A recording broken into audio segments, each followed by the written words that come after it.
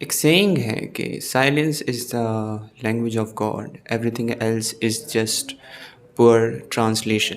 یعنی خدا کی زبان خاموشی ہے، اور اس کے علاوہ ہر چیز، ہر ورڈ، ہر لفظ ایک بہت حقیر سی ترجمانی ہے خدا کی زبان کی.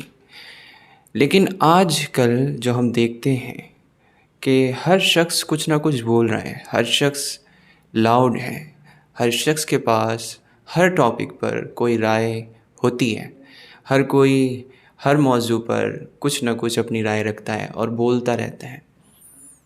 اور ہم لوگوں کو ایک غلط فہمی ہو جاتی ہے اس سے، یا نہیں ہے تو جو لوگ یہ کر رہے ہیں ان کو یہ غلط فہمی ہوتی ہے کہ اگر ہم ہر چیز کے بارے میں جانتے ہوں گے، اگر ہر چیز کے بارے میں ہم کچھ بول سکیں تو اس کا مطلب یہ ہے کہ ہم سب کچھ جانتے ہیں.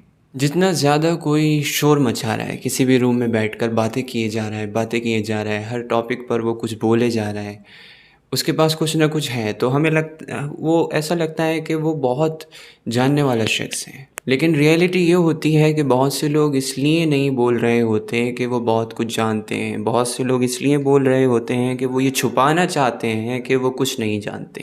ہم لوگ اگر ہم ڈیپتھ میں جائیں، بہت زیادہ ڈیپتھ میں جا کر اپنے آپ کو ایکسپلور کریں، اپنی ان انٹینشنز کو، جب ہم کسی محفل میں بیٹھ کر کچھ نہ کچھ بولنے کی کوشش کرتے ہوتے ہیں، ادھر ایڈجسٹ کرنے کی کوشش کرتے ہوتے ہیں، لوگوں کو امیزڈ کرنے کی کوشش کرتے ہوتے ہیں اپنی باتوں سے، تو ہم اپنا محاسبہ کریں، اپنے آپ کو چیک کریں کہ یہ موٹیویشن ہے بولنے کی، یہ کہاں سے آ رہی ہے. یہ زیادہ تر آتی ہوتی ہیں اس وجہ سے کہ لوگوں کو یہ نہ دکھ جائے کہ میں لیک کرتا ہوں نالج، لوگوں کو یہ پتہ لگے کہ میں سب کچھ جانتا ہوں. لیکن ہم لائف کے بارے میں کتنا ہی جانتے ہیں، ہم دوسروں کے بارے میں کتنا جانتے ہیں، دوسروں کی مشکلوں کے بارے میں، اپنی مشکلوں کے بارے میں، سفرنگ کے بارے میں، آزمائشوں کے بارے میں کتنا ہی جانتے ہیں. یہ جو سب کچھ دنیا میں ہو رہا ہے، کیوں ہو رہا ہے، کتنا جانتے ہیں. لیکن تب بھی ہم بولتے ہیں اور بولتے رہتے ہیں، چپ نہیں ہونا چاہتے. لیکن مولانا رومی فرماتے ہیں کہ خاموشی یعنی سمندر تیری تلاش میں ہے اور تو دریاؤں کے پیچھے پڑا ہوا ہے.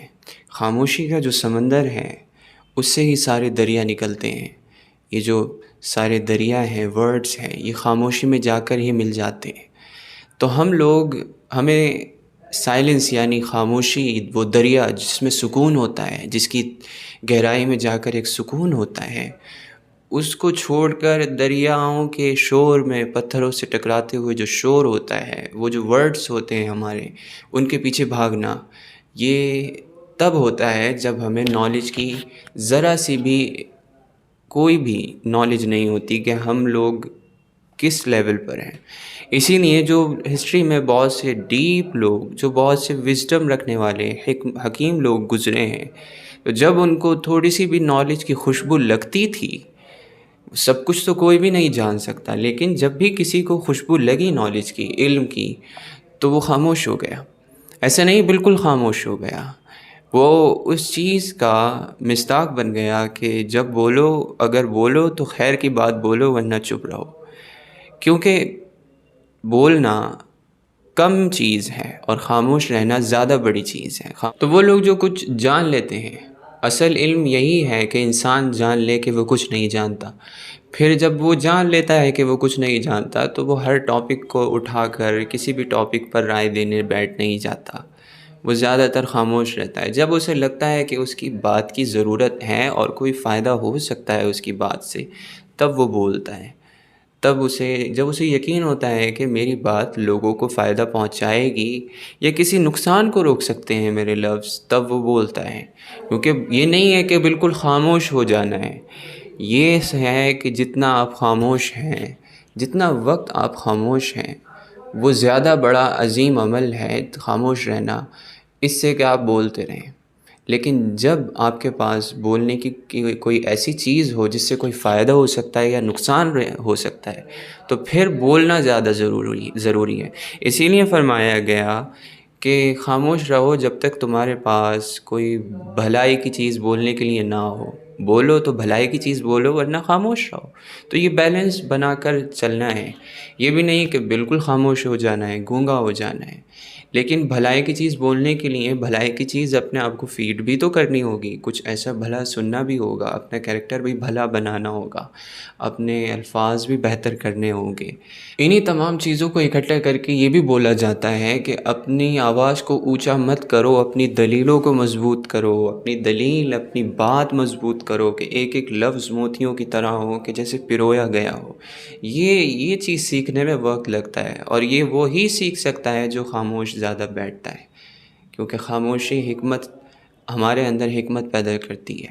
ایک اور جگہ فرمایا گیا کہ سب سے بری آواز گدھے کی آواز ہے. جب وہ بولتا ہے یعنی وہ شور کرتا ہے، تو اس گدھے کی آواز کی طرح آپ کی آواز نہ ہو کہ آپ روم میں بیٹھے ہیں تو آپ کی آواز کا شور ہی شور ہے، لوگ اریٹیٹ ہو رہے ہیں لیکن آپ کو پتہ ہی نہیں آپ کو بولنا ہے. تو ایسے انسان سے لوگ دور بھی بھاگتے ہیں.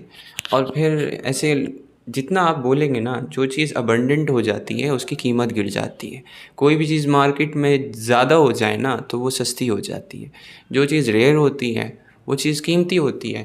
اب آپ ہر محفل میں جا کر، ہر جگہ بیٹھ کر اتنا بولتے ہیں کہ آپ کے لفظ اپنی قیمت کھو دیتے ہیں.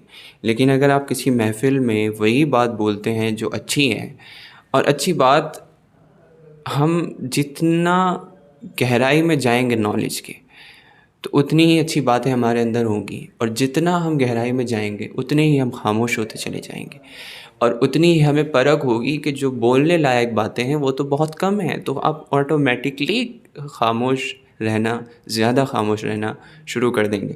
اسی لیے آپ نے آبزرو کیا ہو یا نہ کیا ہو، وہ لوگ جو بہت انٹیلیجنٹ ہوتے ہیں، ہائی آئی کیو رکھنے والے لوگ ہوتے ہیں، اکثر خاموش بیٹھے ہوتے ہیں محفلوں میں. اور وہ لوگ جو جن سے آپ کو خود پتہ ہوتا ہے کہ وہ کیسے لوگ ہیں، محفل میں شور انہی لوگوں کا ہوتا ہے جو بالکل، اب کہنا نہیں چاہیے لیکن جن کی بات میں کوئی وزن نہیں ہوتا، جو بس ہو ہاں محفل میں کرتے ہوتے ہیں. تو وہ آپ خود ڈفرینس پتہ کر سکتے ہیں. تو یہ چیز ہمیں سوچنے کی ضرورت ہے. ہمیں اپنا تعلق خاموشی سے زیادہ بڑھانا ہے. ہمیں اپنی الفاظ سے اپنی جہالت کو چھپانا نہیں ہے. اپنے اگنورنٹ ہونے کو چھپانے کے لیے بولنا یہ ہمارا ہی نقصان کرے گا، ہمیں اور زیادہ لوگوں کی نظروں میں ہلکا کر دے گا، ہمارے لفظوں کو بھی اور ہمیں بھی. تو اس چیز کا خیال رکھیں.